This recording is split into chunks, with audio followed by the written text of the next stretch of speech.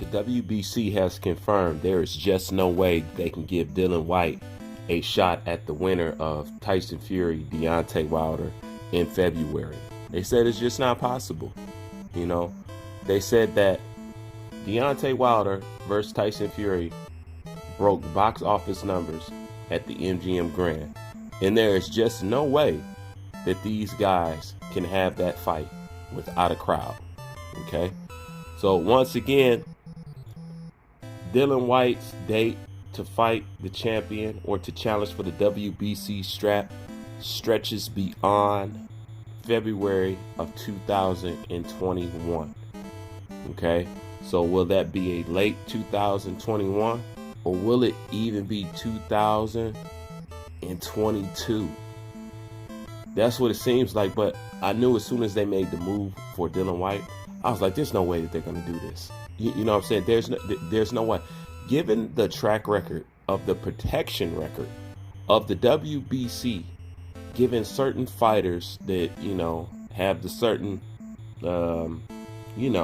complexion for the protection, given their track record for doing that, I didn't see how they was going to put it in a position that would actually favor in Dillan Whyte's situation and actually favor in Anthony Joshua's situation because he just want to get to the belt.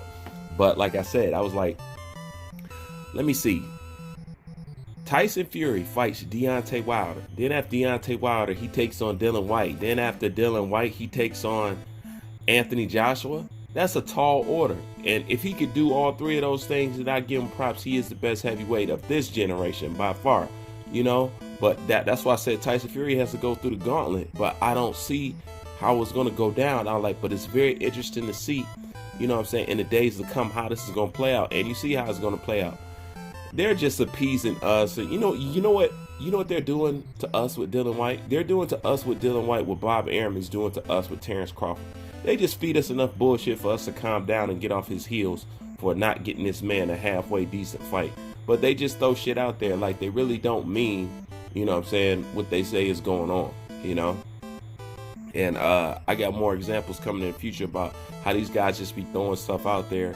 And a lot of people depend on the ignorance of the fan base of boxing, because most people that watch boxing, they just really don't know what the fuck is going on. They really don't know about boxing. They really can't judge a fight. They really don't know who's ducking and who's this. I mean, some do, but most of the part, these people are clueless, and they're led by, people. They're led by old media and some of the ignorant fools that's on YouTube. Like they're very easily led astray when it comes to information about boxing. Boxing is not hard to figure out. It just take, paying attention, knowing the rules, knowing a little bit of the sweet science, and just evaluating these guys without being tribal or something like that. And it's not hard to tell who is doing what in boxing. It's really not hard to tell at all. It's actually very, very clear. Once you can flush out fanboyism, once you can flush out tribalism, it's very clear to see what people are doing in the game. It's not hard at all.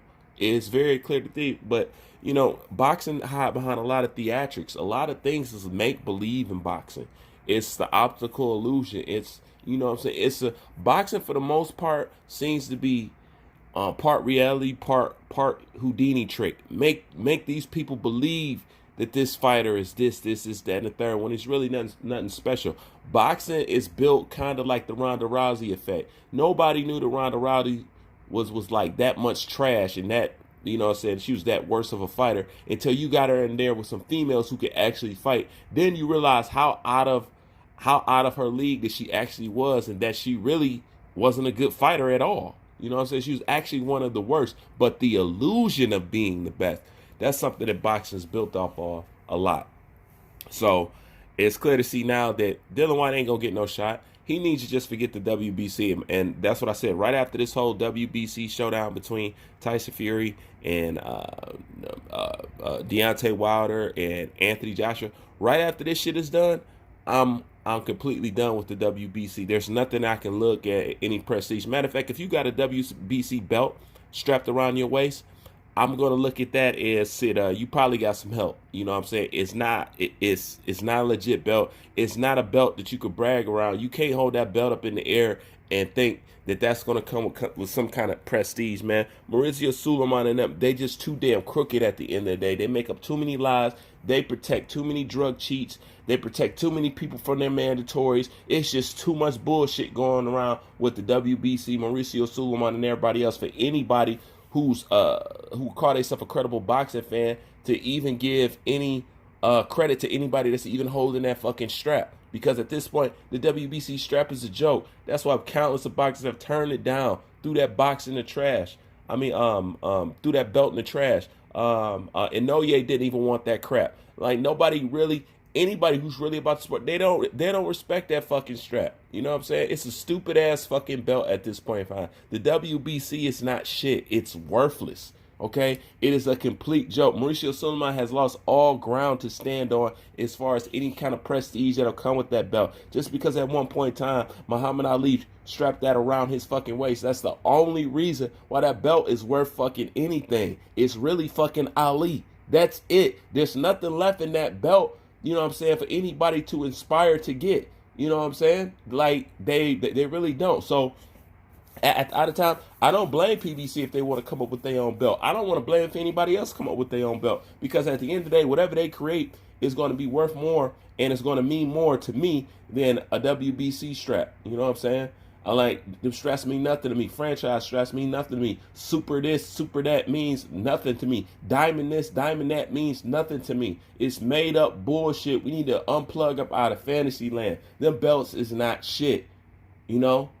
And who the fuck want to play by the rules? Why do anybody care about the ranking system? Why does anybody care about who's pound for pound number one? Why would anybody care about disputed when you got to go through all this fucking circus? It just shows that it doesn't matter. You know what I'm saying? When you get somebody like Terrence Crawford who achieved undisputed, and it's almost like he's done nothing in boxing. It's not value. People don't give that the proper dues that it's supposed to warrant. Like nobody does that. So at the end of the day, what is it with belts and all this other shit? You might as well let these guys just fight who they want to fight. Everybody might as well be a fucking franchise champion if that's the case, because even the organization themselves don't respect their own fucking rules. So why do you expect boxers and people outside this observing boxing from a spectator standpoint? Why would you expect us to respect the shit when people in the own organization don't respect this own shit and respect this own rules? You know what I'm saying? And the boxers don't feel like, the boxers feel like, as long as I become a cash cow, I can tell you what the fuck to do. You know, and that's basically what it is at the end of the day. You know what I'm saying? But the WBC holds nothing. Dillan Whyte, man, I don't want to say move on. You know what I'm saying? But what I would say is lead your career without any worry about that They don't want you to have it. Okay? They do not want you to have it. They just don't want another British guy to hold no major strap. They don't. You know what I'm saying? They don't want that shit to leave the United States. That's the truth of the shit. You know what I'm saying? Like, they really don't want it to leave the United States. And people can say what they want, but Tyson Fury is basically American.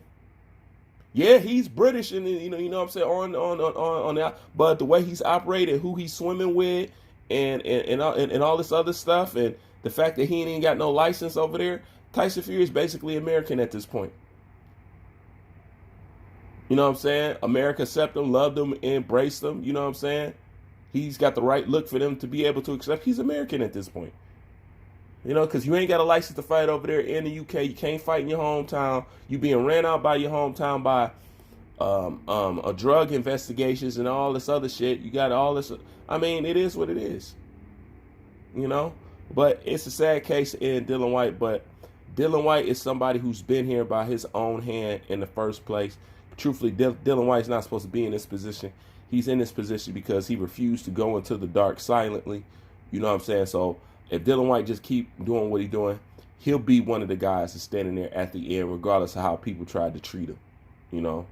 And I believe Dillan Whyte will get his ass at the end of the day. You don't go through all that and been doing what he been doing just to come out with nothing. That's not the way the universe works, you know what I'm saying? So, you know what I'm saying? It's fucked up for Dillan Whyte, but, you know, the fact that he has that strap, he doesn't have that strap, to me, it don't take nothing away from it. If anything, it just adds, because we all know Tyson Fury and Deontay Wilder is avoiding him. As far as the top heavyweights, the one to get all the clout and get all the steam behind their name, they're avoiding him. The only one who hasn't avoided him is a guy who's sitting on top of the hill, and that's Anthony Joshua, who's willing to fight him again and willing to jump into the ring with him right after his Povetkin fight, because Joshua just cut from a different fucking cloth.